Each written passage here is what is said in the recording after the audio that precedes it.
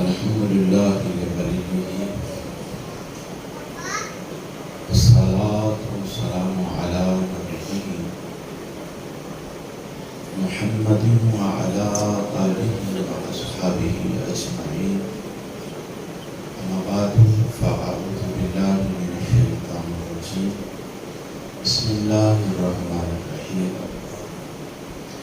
الذين آتيناهم الكتاب يتلونه حق تلاوته أولئك يؤمنون به ومن يكفر به فأولئك هم الخاسرون. آمنت بالله صدق الله العظيم وصدق رسوله النبي الكريم الأمين. إن الله وملائكته يصلون على النبي يا أيها الذين آمنوا صلوا عليه وسلموا تسليما. اشکر محبت کے ساتھ آواز بلند کریے. سلام سلام علیکم سیدی یا رسول اللہ وعلی آلہ سلام سلام علیکم یا سیدی یا رحمت للعالمین وعلی آلہ واصحابہ یا سیدی یا خاتم النبیین. بعد از حمد و سلام دعا ہے اللہ میری اور آپ کی حاضری کو شرفی قبولیت عطا فرمائے اور خلاق عالم اس محفل پاک کو قبول فرما کے ہمارے بھائی حافظ محمد آصف کے لیے ذریعہ بخشش و نجات کا سامان. میرے سے پہلے کافی آپ خطابات سن چکے ہیں. ماشاءاللہ بے خوبصورت آواز اور خوبصورت انداز کے مالک خطبہ یہاں پہ بیان کر چکے ہیں. بالکل سادہ سارا انداز ہے اور سادی ساری گفتگو کرنے کا عادی ہے. چاند ایک لمحے میں آپ دوستوں سے بھی گفتگو رہوں گا تو دعا گو اللہ مجھے حق کی توفیق نصیب فرمائے. انتہائی توجہ کے ساتھ سماعت فرمائیے. ماشاءاللہ پیر طریقت رہبر شریعت صاحبزادہ الطاف محمود صاحب زیدہ شرف و تشریف فرمائے. تعالی اللہ عمرہ. اللہ تعالیٰ ان کی عمر میں اور ان کے حدود و تقوی میں اللہ مزید برکات کا نزول فرمائے. میرے آقا علیہ تحیت والسلام کی حدیث پاک ہے موت العالم موت العالم موت العالم او کما قال النبی صلی اللہ علیہ وسلم. قرآن پاک کی سورہ بقرہ کی آیت نمبر 121 میں نے تلاوت کی. میرا رب فرماتا ہے الذین آتیناہم الکتاب، وہ لوگ جنہیں ہم نے کتاب عطا کی. الذین آتیناہم الکتاب، وہ لوگ جنہیں ہم نے کتاب عطا کی. یتلونہ حق تلاوتہ، وہ قرآن کی ایسے تلاوت کرتے ہیں کہ اس کا حق ادا کرتے ہیں. سبحان اللہ. اولئک یؤمنون بہ، یہی لوگ ہیں جو اس کے اوپر ایمان رکھتے ہیں. ومن یکفر بہ فاولئک هم الخاسرون، اور وہ لوگ جنہوں نے اس کا انکار کیا وہی لوگ خسارے کے اندر ہیں. ہمارے بھائی محمد آصف صاحب ساری زندگی قرآن کی تعلیم کے ساتھ وابستہ رہے، قرآن پڑھنے میں اور پڑھانے میں. میرے آقا علیہ تحیت والسلام نے ارشاد فرمایا خیرکم من تعلم القرآن وعلمہ، تم سب میں بہترین شخص وہ ہے جو قرآن پڑھے اور قرآن پڑھائے. ہماری نظروں کا معیار کچھ اور ہو گیا، ہم نے اپنا انتخابی معیار کچھ اور رکھ لیا، ہم نے مقصد زیست کسی اور چیز کو بنا لیا. حالانکہ چاہیے یہ تھا مسلمانوں کے گھر بچہ پیدا ہونے والا اسے بتانے کی ضرورت نہ پڑتی کہ قرآن کتنی اعلیٰ کتاب ہے اور اس کا مقام اور منزلت کتنی اعلیٰ ہے. لیکن قربان جائیں میرے آقا علیہ تحیت والثناء سے لے کر عصر حاضر کے ایک ٹوٹی ہوئی صف پر بیٹھنے والے اس شخص کے اوپر میں ناز کرتا ہوں جس نے رسول اللہ کے فیض سے فیض لے کر ہر عام و خاص کو انہوں نے قرآن پڑھا بھی اور پڑھایا بھی.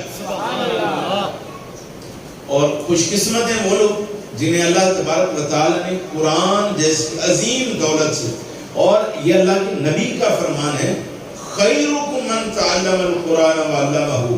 یہ نہ دیکھنا کہ اس کے میلے کپڑے ہیں، ٹوٹی جوتی ہے، اور جناب پھٹے ہوئے ٹاٹ اور پھٹی ہوئی صف کے اوپر بیٹھا ہے، اور تو ایک خوبصورت اعلیٰ گاڑی کے اوپر بیٹھ کے اعلیٰ قسم کی پوشاکیں پہن کے پھر رہا ہے۔ میرے آقا نے فرمایا نہیں وہ اعلیٰ نہیں ہے جو مسند کے اوپر بیٹھ کر، ایک ٹوٹے ہوئے مصلی کے اوپر بیٹھ کر جو با اور تا کا سبق پڑھا رہا ہے، وہ اس سے اعلیٰ ہے۔ سبحان اللہ۔ بھلا کہاں ہم کو گئے؟ اور میرے آقا علیہ الصلوۃ والسلام کا فرمان سنیے۔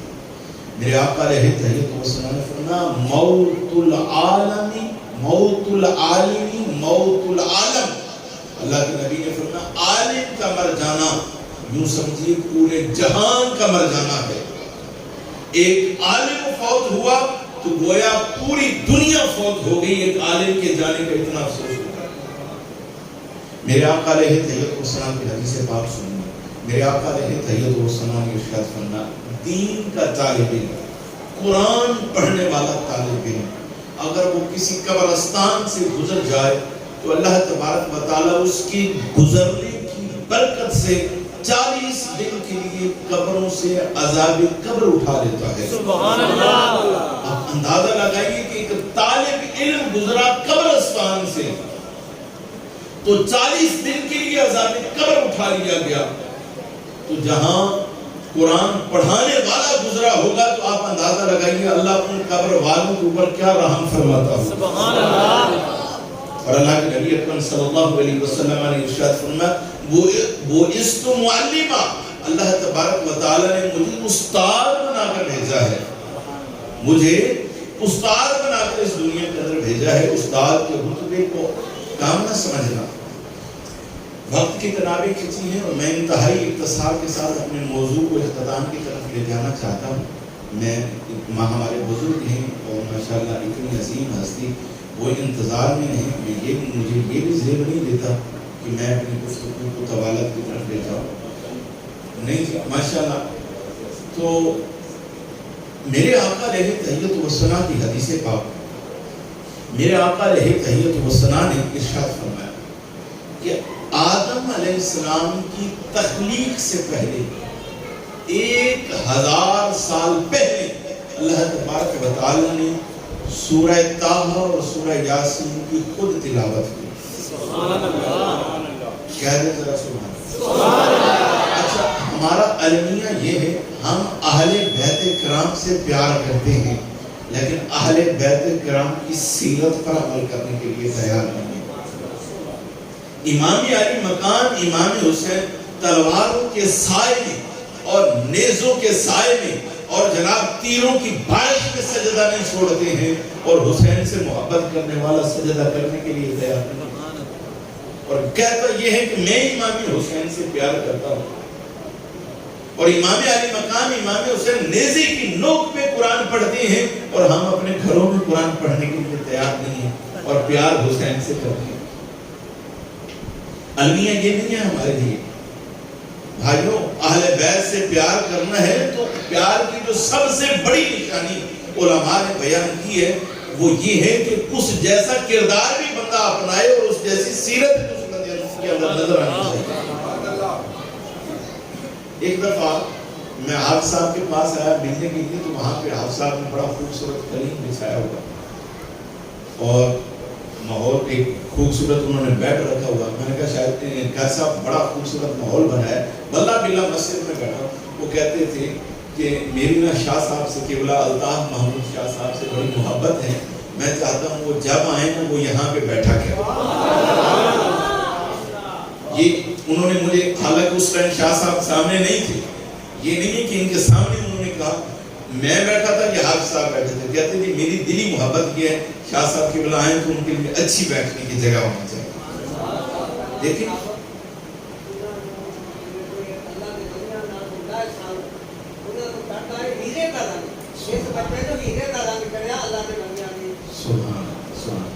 تو حدیث پاک کا مفہوم سماعت فرمائیے کہ اللہ تبارک و تعالی نے آدم علیہ السلام کی تخلیق سے 1000 سال پہلے خود میرے رب نے قرآن کی سورہ طٰہٰ اور سورہ یاسین کی خود تلاوت کی۔ جب فرشتوں نے یہ مشکات شریف کے اندر حدیث پاک موجود ہے، حضرت ابو ہریرہ رضی اللہ تعالیٰ عنہ اس حدیث پاک کے راوی ہیں. جب فرشتوں نے یہ قرآن کی تلاوت سنی تو کہنے لگے یا اللہ مبارک ہو اس امت کو جنہیں یہ کتاب دی جائے گی، مبارک ہو ان سینوں کو جن سینوں کے اندر یہ کتاب اتاری جائے گی. اور حضرت عبداللہ بن عباس رضی اللہ تعالیٰ استاد کا احترام دیکھیے کتنا بڑا احترام کیسے کرنا ہے، استاد کی عزت کیسے کرنی ہے. حضرت علی رضی اللہ تعالیٰ تو یہاں تک کہتے ہیں کہ جس نے مجھے ایک لفظ تعلیم کا دیا وہ میرا آقا ہے اور میں اس کا غلام ہوں. جس نے مجھے ایک لفظ پڑھایا وہ میرا آقا ہے اور میں اس کا غلام ہوں. حضرت عبداللہ بن عباس رضی اللہ تعالیٰ عنہ حضرت ابو دردہ رضی اللہ تعالیٰ عنہ کے پاس حدیث سیکھنے کے لیے گئے. توجہ ہے جی، شعر شروع میں کوئی سنانا، آواز میری ہے کوئی نہیں ہے، تو میں صرف ایک طالب علم ہونے کی حیثیت سے آپ کو سمجھا رہا ہوں. خدا را آپ سمجھنے کی کوشش کیجئے کہ جو اسلاف نے دین کی ایک ایک حدیث کو کتنی محنت سے اور دور دراز علاقوں سے اور پیدل سفر کر کے کبھی حجاز، کبھی تاشکند، کبھی بخارا، کبھی دمشق، کبھی جناب بغداد، ایک ایک لفظ اور ایک ایک حدیث کو انہوں نے جمع کر کے ہمارے لیے آسانیاں پیدا کر دی ہیں اور جس کی ہم نے قدر نہیں کی ہے. خدا را ذرا سمجھنے کی کوشش کرو. اور استاد کا احترام کیسے ہے. حضرت عبداللہ بن عباس سرکار کے چچا زاد بھائی ہیں اور اللہ کے نبی نے دعا کی یا اللہ انہیں قرآن کا علم عطا فرما. یہ حضرت عبداللہ بن عباس حضرت ابو دردہ رضی اللہ تعالیٰ عنہ کے پاس حدیث سیکھنے کے لیے گئے. کیا گئے تھے؟ حدیث سیکھنے کے لیے گئے. اب کڑکتی دوپہر کا ٹائم تھا. حضرت عبداللہ بن عباس رضی اللہ تعالیٰ عنہ نے اپنا کپڑا بچھایا، کڑکتی دھوپ کے اندر باہر بیٹھ گئے، انتظار کرنے لگے کب میرا استاد آئے گا اور اس سے میں رسول اللہ کی حدیث سنوں گا. آواز نہیں دی، کنڈی نہیں کھڑکائی، انتظار کرتے رہے. حضرت ابو دردہ اپنی مرضی سے باہر آئے.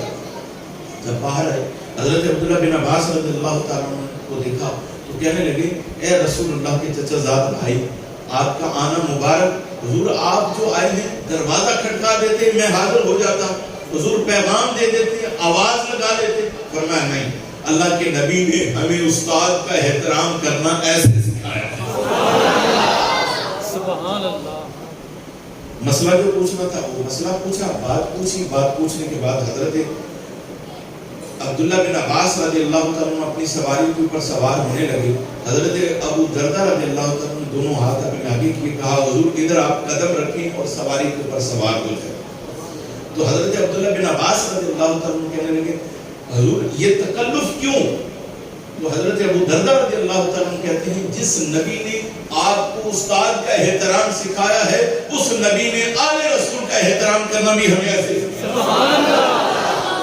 اندازہ لگا لیجیے کس طریقے کے وہ لوگ تھے، کتنی محبت اور عقیدت تھی. میں ایک واقعہ بیان کر کے اپنی تقریر کو سمیٹنا چاہتا ہوں.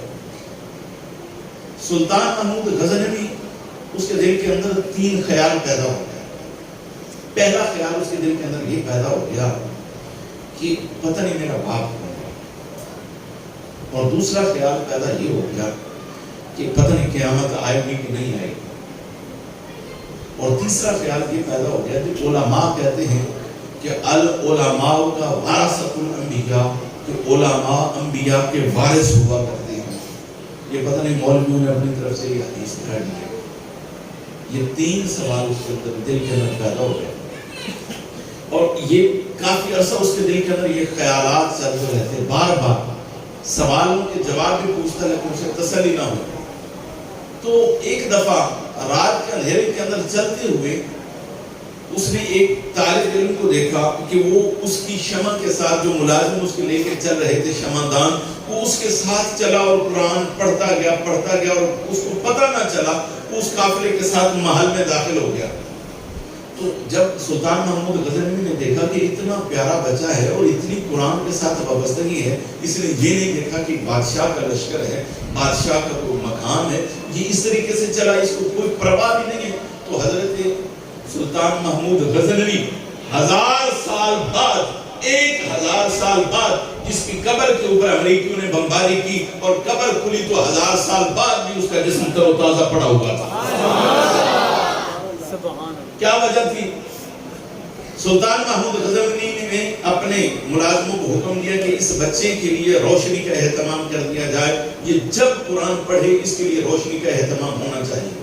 اس نے اسی ٹائم روشنی کا اہتمام کر دیا، وہ شمعدان اس کو دی، کہا یہ جہاں بیٹھے جب بیٹھے یہ روشنی کا اہتمام ہوگا۔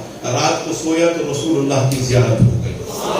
نعرہ تکبیر، نعرہ رسالت، نعرہ تحقیق، نعرہ حیدری، نعرہ غوثیہ، مسلک حق اہل سنت، علماء اہل سنت، قبلہ حضرت صاحب۔ رسول اللہ صلی اللہ علیہ وسلم کی زیارت ہوگی۔ حضرت مجدد الفسانی رحمۃ اللہ علیہ کے ایک شاگرد تھے اور وہ روزانہ وظیفہ کرتے تھے کہ مجھے رسول اللہ کی زیارت ہو جائے، روزانہ وظیفہ کرتا مجھے رسول اللہ کی زیارت ہو جائے، اور زیارت نہیں ہو رہی تھی۔ ایک دن حضور مجدد الفسانی رحمۃ اللہ علیہ کا مصلی جو گسیدہ ہو گیا تو اپنے شاگردوں کو کہا یا تو مصلی نیا لا دو، یہ مصلی پھٹ گیا ہے۔ تو شاگرد دوڑا گیا، نیا خوبصورت مصلی لایا، جو پرانا مصلی تھا اس نے وہ مصلی اٹھایا، سر کے اوپر رکھا، اوپر دستار باندھ دی۔ رات کو جب سویا تو اسے 3 بار رسول اللہ کی زیارت دوڑتا ہوا آیا، اور حضور مجدد الفسانی رحمۃ اللہ علیہ کو عرض کی کہ حضور عرصے سے میں وظیفہ کر رہا تھا، رسول اللہ کی زیارت نہیں ہو رہی تھی، آج میں نے استاد کی جائے نماز کی عزت کی ہے۔ تو اللہ کے نبی نے فرمایا جو استادوں کا ایسا ادب کرتے ہیں اللہ کے نبی اسے اپنی زیارت کروا دیا۔ تو سلطان محمود غزنوی کو جب رسول اللہ کی زیارت ہوئی تو سرکار علیہ الصلوۃ والسلام نے پتہ کیا فرمایا؟ سوال اس کے کتنے تھے؟ پہلا سوال یہ تھا کہ میں کس کا بیٹا ہوں، مجھے نہیں پتا۔ دوسرا سوال یہ تھا کہ قیامت آنی ہے کہ نہیں آنی۔ تیسرا یہ کہ یہ جو علماء کہتے ہیں العلماء ورثۃ الانبیاء، کہ علماء نبیوں کے وارث ہیں، پتہ نہیں یہ حدیث صحیح ہے کہ اپنی طرف سے انہوں نے گھڑ لی ہے۔ یہ سوال کتنے تھے؟ میرے آقا علیہ تحیت و ثنا کا کمال یہ ہے، ذخیرہ احادیث کو دیکھیں، سرکار علیہ الصلوۃ والسلام کلام کم کرتے ہیں اور مسئلے زیادہ حل فرما دیتے ہیں۔ اللہ کے نبی اکرم صلی اللہ علیہ وسلم نے ارشاد فرمایا، آپ دیکھنا آپ نے کہ ان کے 3 سوالوں کا جواب اللہ کے نبی دے رہے ہیں۔ سرکار نے فرمایا او سبکتگین کے بیٹے، او سبکتگین کے بیٹے، تو نے ایک میری جو وارث میری وراثت کا مالک ہے، دین کا طالب علم ہے، میرے علم کی وراثت کا مالک ہے، تو نے اس کے لیے روشنی کا اہتمام کیا ہے، کل قیامت والے دن اللہ تجھے اس کا ضرور اجر و ثواب۔ پہلا یہ مسئلہ کہ تو اپنے باپ کا ہے اور تیرا باپ سبکتگین ہے، تو اس کا بیٹا ہے، اور دوسرا کہ یہ جو حدیث پاک ہے العلماء ورثۃ الانبیاء، یہ بالکل صحیح ہے، تو نے میرے علم دین کے وارث کی عزت کی ہے، قیامت بھی قائم ہوگی اور اللہ کے نبی تجھے اس کا اجر و ثواب بھی عطا فرمائے۔ کہ بلا جس نے دین کے طالب علم کی خدمت کی، 1000 سال بعد اس کی قبر شک ہوتی ہے تو لوگ دیکھ کے حیران ہو جاتے ہیں کہ یہ سلطان محمود غزنوی کی قبر ہے جو دین کے طالب علم کی قبر کی قدر کرتے ہیں۔ علماء کا جو شان ہے وہ تو ورا ہے، جو دین کے طالب علم کی خدمت کرتا ہے۔ میرا رب دکھانا یہ چاہتا ہے 1000 سال بیت جائے تو اللہ اس کی قبر کے اندر اس کے کفن کو بھی میلا نہیں ہونے دیتا، اور جو دین کے طالب علم کی خدمت کرے اللہ اس کے ساتھ یہ سلوک کرتا ہے جو روز طالب علموں کو پڑھایا کرے اور لوگ روزانہ لوگ بچوں کو قرآن پاک کی تعلیم دیا کرے، اور پھر وابستگی اور قرب۔ اکثر روزانہ ہر جمعہ والے دن مجھے وہ فون ضرور کرتے تھے، ہر جمعہ والے دن قاری صاحب آپ صاحب مجھے روزانہ ہر جمعہ والے دن فون ضرور کرتے تھے، اور اکثر وہ یہ پوچھتے تھے شاہد یہ بتائیے کہ طالب علموں کو کون سی کتاب لگائی جائے جس سے ان کے دل کے اندر علم دین کا شوق پیدا ہو، قرآن کی قدر پیدا ہو، قرآن کا احترام پیدا ہو، اور انہیں دین کی سب سے زیادہ سمجھ آئے وہ کون سی بات انہیں سکھائی جائے۔ اور پھر مسجد کے معاملات ہوتے تو مسجد کے معاملات کے اندر بھی پوچھتے شاہ جی یہ بتائیے کہ یہ کام کرنے کے اندر شرعی حکم کیا ہے، اور یہ عشرہ مبشرہ کے نام لکھے ہوئے ہیں، تو وہ ایک نام انہیں حضرت سعید بن زید رضی اللہ تعالیٰ عنہ کو انہیں یاد نہیں تھا. وہ کہہ رہے تھے شاہ جی یہ بتائیے عشرہ مبشرہ کے 9 نام مجھے یاد ہے، 10واں نام مجھے نہیں آ رہا. میں نے کہا نہیں آپ 9 بتائیں، 10واں میں آپ کو بتا دوں.